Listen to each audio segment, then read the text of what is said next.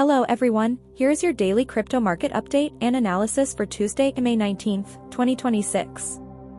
The market is continuing to show some intense friction today as global macro pressures keep a tight lid on prices. Traders are buckled in for a highly volatile week as the battle between institutional outflows and localized retail spikes heats up. Let's check the dashboard. The total crypto market capitalization is holding steady but compressed, sitting right around $2.65 trillion. Bitcoin is attempting to stabilize after yesterday's sharp pullback, currently trading at around $76,700. It managed to bounce slightly off that heavy $76,500 support level, but the volume is thin, and the market is lacking a strong aggressive push from buyers to reclaim the $78,000 mark.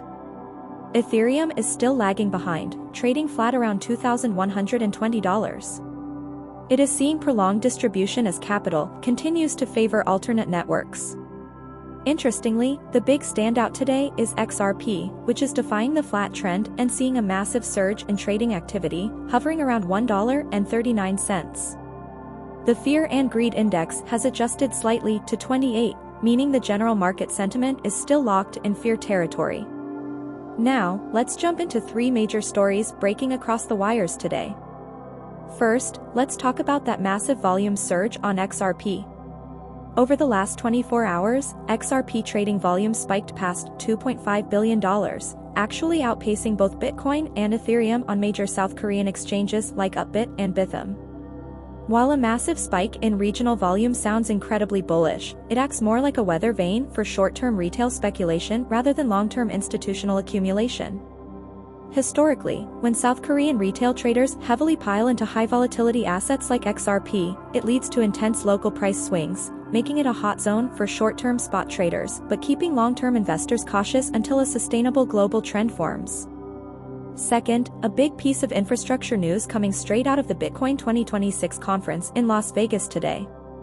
Mining hardware giant Canaan took the stage to announce a massive retail push for their Avalon home mining series.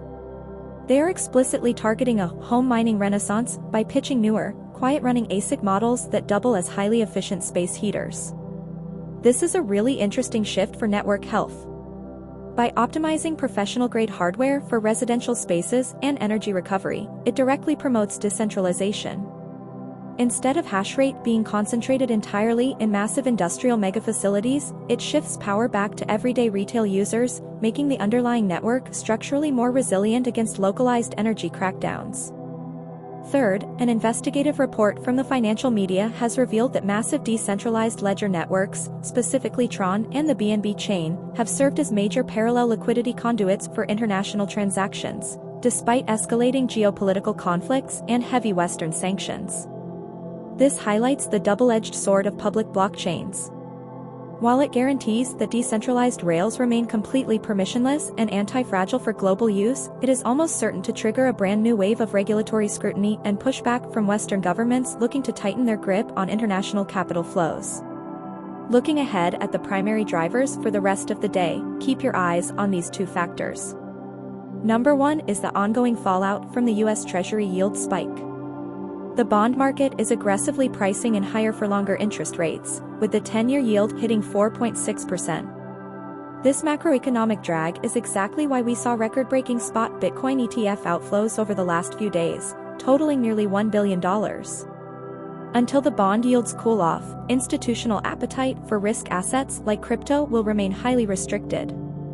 Number two is the expansion of programmable digital assets in retail. Today, enterprise platform Loyal launched an AI-driven, blockchain-secured gift card infrastructure for global brands called GiftOS Point. Watch how the market reacts to this kind of real-world corporate adoption, as turning traditional closed-loop retail systems into interactive digital assets provides a steady fundamental counterweight to the short-term macro turbulence. To wrap it all up, the near-term outlook requires patience. The bull case hinges entirely on Bitcoin successfully defending this $76,500 floor and building enough momentum to break back over $78,500. On the bear side, if the pressure from high bond yields forces another wave of institutional ETF selling, a break below $76,000 could quickly open the door for a retest of the major psychological floor at $75,000. What sector or specific token do you want me to break down in tomorrow's update? Let me know in the comments, and I will see you next time.